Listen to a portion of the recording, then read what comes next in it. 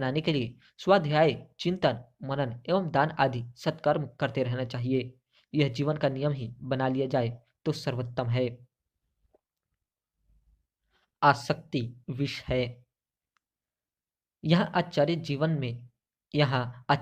जीवन में त्याज्य स्थितियों पर विचार करते हुए व्यक्ति को उपदेश करते हुए कहते हैं कि प्रियतमा व पत्नी से वियोग, स्वजनों से अपमान होना, ऋण का न चुका पाना, दुष्ट राजा की सेवा, दरिद्रता और धूर्त लोगों की सभा, ये बातें बिना अग्नि के ही शरीर को जला देते हैं।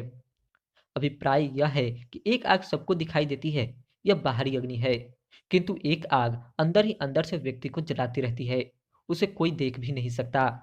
पत्नी से अत्यधिक प्रेम हो किंतु उससे बिछुड़ना पड़ जाए, परिवार वालों की कहीं पर बेइज्जती हो जाए, कर्ज को चुकाना मुश्किल हो जाए, दुष्ट राजा की नौकरी करनी पड़े, गरीबी छूटे नहीं, दुष्ट लोग मिलकर कोई सभा कर रहे हों, ऐसी मजबूरी में बेचारा आदमी अंदर ही अंदर जलता रहता है, उसकी तड़पन को कोई देख भी नहीं सकता। यह ऐसी ही न दिखने वाली आग है। विनाश का कारण। आचार्य चाणक्य नीति के वचनों के क्रम में यहाँ उपदेश कर रहे हैं कि तेज बहाव वाली नदी के किनारे लगने वाले वृक्ष, दूसरों के घर में रहने वाली स्त्री, मंत्रियों के बिना राजा लोग, ये सभी शीघ्र ही नष्ट हो जाते हैं। भाव यह है कि नदी की धारा अनिश्चित रहने के कारण उसके किनारे उगने वाले वृक्ष शीघ्र ही नष्ट हो जाते हैं, क्योंकि उनकी जमीन पेड़ों के बोझ को सह नहीं पाती और जड़ें उखड़ने लगती है। उसी प्रकार दूसरे के घर गई हुई स्त्री भी चरित्र की दृष्टि से सुरक्षित नहीं रह पाती, उसका अस्तित्व शंका के दायरे में आ जाता है। इस संदर्भ में किसी नीतिकार ने ही कहा है, लेखनी, पुस्तक और स्त्री दूसरों के हाथ में चली गई तो गंवाई गई यही समझे। यही दैवयोग से वापस लौट भी आई तो उनकी दशा नष्ट, भ्रष्ट और मर्दित रूप में ही होती है। इस प्रकार राजा का बल मंत्री होता है। मंत्री राजा को सन्मार्ग में प्रवृत्त एवं कुमार्ग से हटाता है। उसका न होना राजा के लिए घातक है, इसलिए राजा के पास मंत्री भी होना चाहिए। व्यक्ति का बल। आचार्य चाणक्य का यहाँ कथन है कि विद्या ही ब्राह्मणों का बल है, राजा का बल सेना है, वैश्य का बल धन है तथा सेवा करना शूद्रों का बल है। अभिप्राय यह है कि ज्ञान विद्या ही ब्राह्मण का बल माना गया है। अध्ययन स्वाध्याय ही उसका मुख्य कर्म क्षेत्र है, उसी में उसे निपुण होना चाहिए, तभी वह आदरणीय होगा। राजाओं का बल उनकी सेना होती है, क्योंकि सैन्य शक्ति के बल पर ही वह अपने राज्य की सीमाएं सुरक्षित रख सकता है। इसी प्रकार धन वैश्यों का बल तथा सेवा करना शूद्रों का बल है, यही उनके कार्य क्षेत्र का वैशिष्ट्य है। दुनिया की रीति। आचार्य चाणक्य यहाँ प्राप्ति के बाद वस्तु के प्रति उपयोगिता ह्रास के नियम को लगाते हुए कहते हैं, यह प्रकृति का नियम है कि पुरुष के निर्धन हो जाने पर वेश्या उस पुरुष को त्याग देती है। प्रजा शक्तिहीन राजा को और पक्षी फलहीन वृक्ष को त्याग देते हैं। इसी प्रकार भोजन कर लेने पर अतिथि घर को छोड़ देता है। अभिप्राय यह है कि वेश्या अपने पुराने ग्राहक को भी उसके गरीब पड़ जाने पर छोड़ देती है। राजा जब बुरे समय में शक्तिहीन हो जाता है तो उसकी प्रजा भी उसका साथ छोड़ देती है। वृक्ष के फल समाप्त हो जाने पर पक्षी उस वृक्ष को त्याग देते हैं। घर में भोजन की इच्छा से आया हुआ कोई राहगीर भोजन कर लेने के बाद घर को छोड़कर चला जाता है।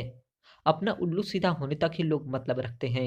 यदि प्रकृति की उपयोगिता समाप्त हो जाने के बाद वस्तु के प्रति प्रति बदले दृष्टिकोण का संकेत है।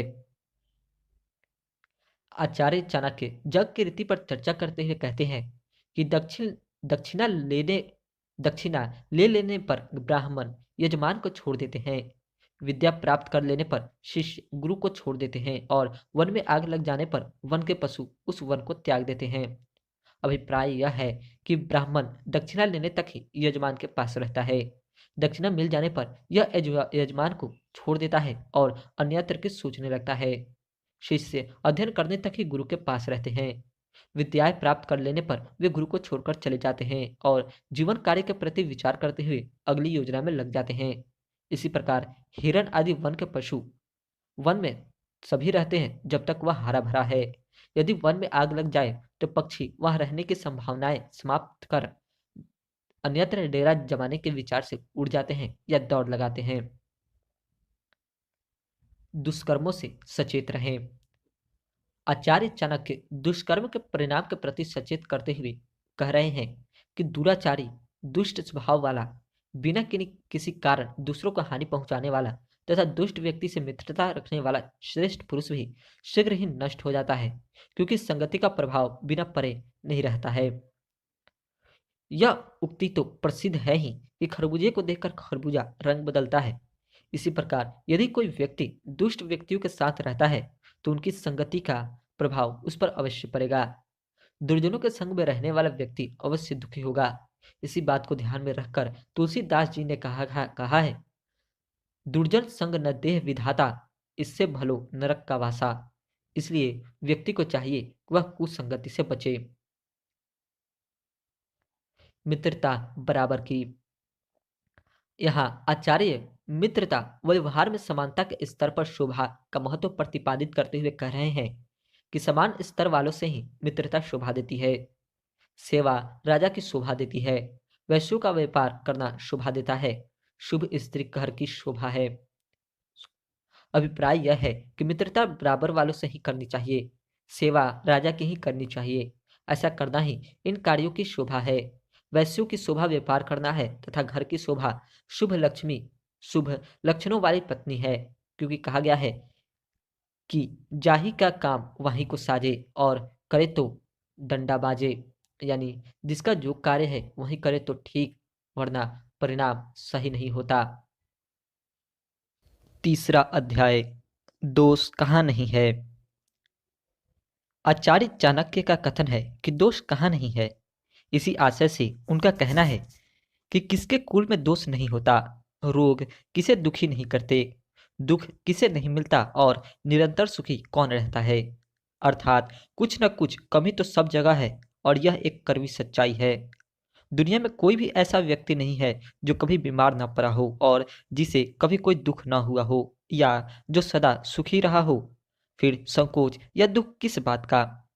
इसलिए व्यक्ति को अपनी कमियों को लेकर अधिक चिंता नहीं करनी चाहिए, बल्कि कमियों के रहते भी आचरण पर ध्यान देते हुए उसे अन्य मानवीय गुणों से संपन्न करना चाहिए, ताकि व्यक्तित्व को पूर्णता प्राप्त हो सके। क्योंकि निरंतर सुख तो संसार में किसी को भी प्राप्त नहीं होता। आज दुख तो कल सुख भी होगा, आज सुख है तो कल दुख भी होगा। यही जग की रीति है। लक्षणों से आचरण का पता चलता है। आचार्य चाणक्य लक्षणों से प्राप्त संकेतों की चर्चा करते हुए कहते हैं कि आचरण से व्यक्ति के कुल का परिचय मिलता है, बोली से देश का पता लगता है, आदर सत्कार से प्रेम का तथा शरीर को देखकर व्यक्ति के भोजन का पता चलता है। अभिप्राय यह है कि उच्च वंश का व्यक्ति शालीन, शांत और अच्छे स्वभाव का होगा, यह माना जाएगा, और नीच वंश का आदमी उद्धत, बातूनी और मान मर्यादा का ख्याल न रखने वाला होगा। इस बात से तो प्रायः सभी परिचित है कि व्यक्ति अपनी बोली और उच्चारण से पहचाना जाता है कि वह किस देश, किस प्रदेश का रहने वाला है। यूं तो बोली थोड़ी थोड़ी दूर पर थोड़ा बदल जाती है, परंतु काफी बड़े क्षेत्र में मुख्य स्वर लहजा एक ही रहता है, बोलचाल की मूल भाषा एक जैसी रहती है। इसलिए यह पहचानने में दिक्कत नहीं होती कि व्यक्ति कहाँ का रहने वाला है। इसी प्रकार व्यक्ति के हाव भाव और क्रियाओं से उसके मन के विचारों का पता चलता है कि उसका स्नेह आचरण वास्तविक है या बनावटी, क्योंकि मन की भावनाओं के अनुरूप ही व्यक्ति कार्य करता है। मन की भावनाओं को छिपाए नहीं रख सकता। आचार्य चाणक्य का यह कथन सही है कि व्यक्ति की देह से उसकी खुराक का अनुमान लगाया जा सकता है। व्यवहार कुशल बने। आचार्य चाणक्य व्यवहारिकता की चर्चा करते हुए कहते हैं कि कन्या का विवाह किसी अच्छे घर में करना चाहिए,